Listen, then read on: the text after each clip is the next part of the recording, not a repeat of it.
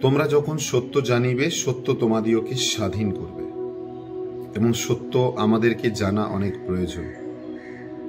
ঈশ্বর সত্য, এবং সেই সত্যই যেন আমাদের জীবনে থাকতে পারে।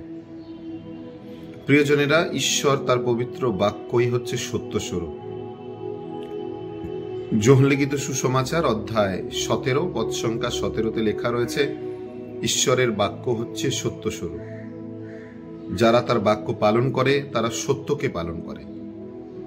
আর সত্য এটাই বলতে চায় যেন আমরা ঈশ্বরের পথে নিজেদেরকে আনি, নিজেদের জীবনকে প্রভুর সাথে জুড়ে নিই, এবং আমাদের জীবন যেন ঈশ্বরের মহিমা, ঈশ্বরের গৌরব, ঈশ্বরের প্রশংসা করতে পারে।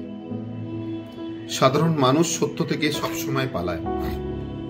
ঈশ্বর চায় না যে আমরা সত্য থেকে পালাই এবং আমাদের জীবন থেকে সত্য দূরে যাক, কারণ ঈশ্বর সত্যময়।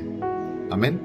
সেই সত্যকে যদি আমরা আমাদের জীবনে ধারণ করতে পারি, আমাদের জীবন বদলাবে এবং আমরা ঈশ্বরের মহিমা, গৌরব এবং প্রশংসা করতে পারব। আজ তিনি আপনাকে আহ্বান করছেন। আত্মার এই খড়গের অনুষ্ঠানে বিশেষভাবে আপনাদের সকলকে অনুরোধ করি যে আপনারা নিজেদের জীবনকে সেই জীবন্ত সত্যের কাছে তুলে ধরুন, যেন সেই সত্য আপনার জীবনকে পরিস্ফুটিত করে এবং আপনার মধ্যে এক নতুন আলো, নতুন দিশা, নতুন কৃপা ঢেলে দিতে পারে। আমেন। জয় যিশু সকলকে।